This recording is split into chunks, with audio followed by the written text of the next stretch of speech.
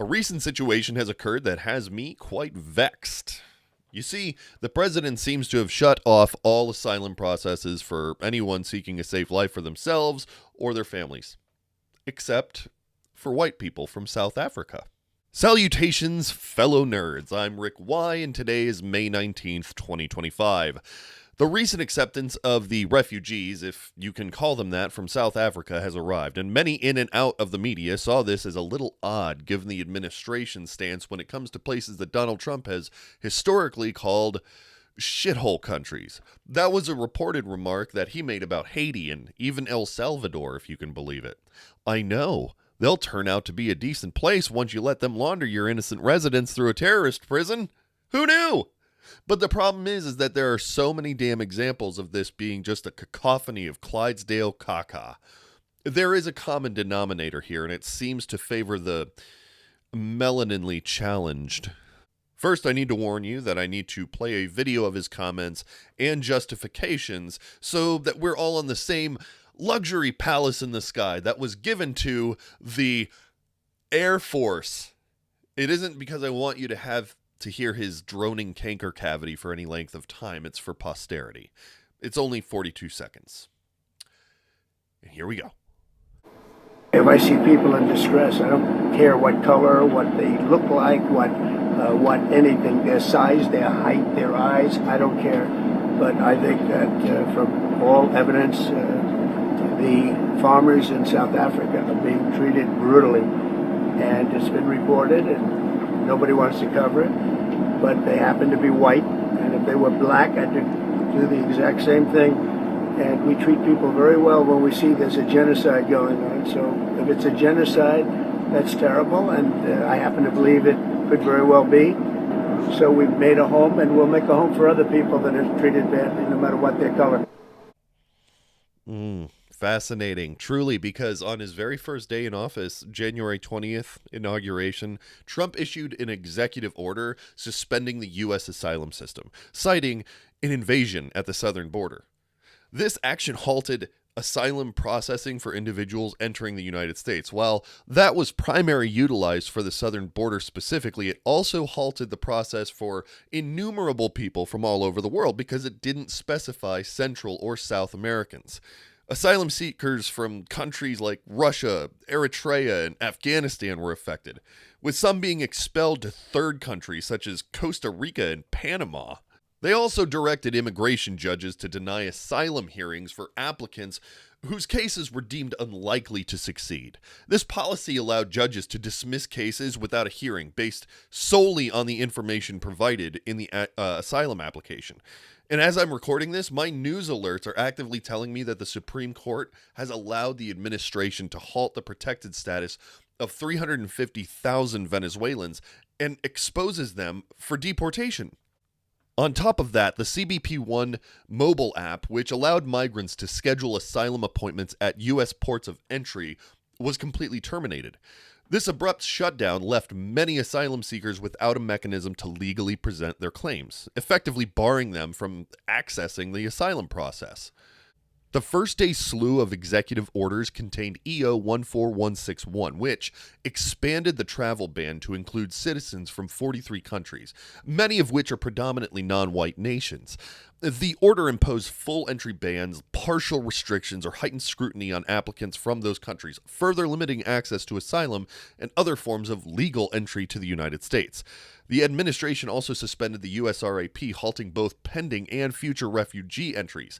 This action canceled more than 10,000 scheduled refugee flights and stranded at least 22,000 refugees who had been already approved for travel, including individuals who had assisted U.S. forces abroad. And on top of all of that, the administration invoked the 1798 Alien Enemies Act to deport hundreds of migrants, primarily Venezuelans, to detention centers without court hearings. This may not even be constitutional and apparently can be put on hold when it comes to white South African people. I believe we've found a common denominator. Currently, multiple countries are under constant, large-scale ethnic cleansing or just outright genocide. And for some reason, Trump has specifically canceled refugee programs, deported migrants back to those countries and suspended asylum hearings and blocked them through bans. So, what exactly is going on, and what are these people going through? Let's start in Sudan. In West Darfur, the Rapid Support Forces, a brutal paramilitary group, are wiping out entire ethnic communities like the Masalit people. Massacres, mass grapes, children burned alive, and the UN and human rights groups are using one word: genocide. And yet Trump's administration has suspended asylum for Sudanese refugees. Myanmar, the Rohingya, a Muslim minority. They've been hunted, raped, and burned out of their villages by the military. More than 750,000 people have been forced into refugee camps in Bangladesh, stateless, forgotten. And when they tried to come here, denied. Fucking Gaza. In Gaza, over 30,000 civilians, many of them women and children, have been killed by the IDF airstrikes since late 2023, and the ICJ is investigating plausible genocide while Israel blocks food, water, and medical aid. But the U.S. refuses to even discuss asylum pathways for Palestinians. Ethiopia. Ethnic Tigrayans are starved, slaughtered, and raped by the federal forces and allied militias. And up to 600,000 people have died in what experts call one of the deadliest conflicts in the 21st century. Even now, Tigrayans are being persecuted, and still Trump's policies block them from entry. China. The Uyghurs.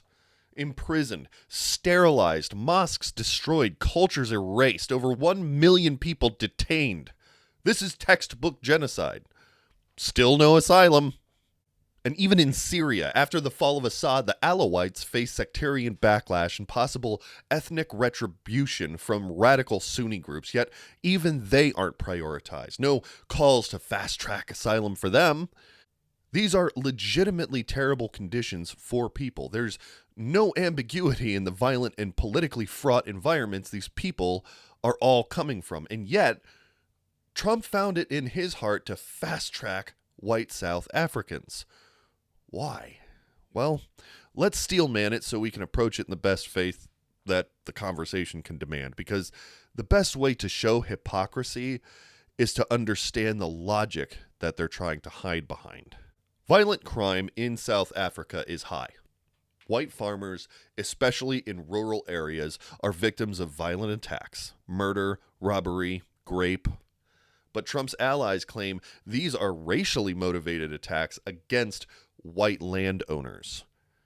In 2018, the South African government began pushing for land expropriation without compensation.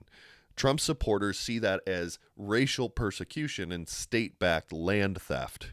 White South African farmers are English-speaking, they're Christian, and they're conservative. They're seen by the right as the ideal immigrant. Far-right media describes their situation as a low-grade genocide. Okay, that's the argument. Let's talk about the reality. Are farm attacks real? Yes. Are they racially motivated? Some are. Many aren't. Do black farmers face the same dangers? Absolutely. Is the South African government calling for a genocide? No. So what's the difference? One group feels at risk. The others are at risk.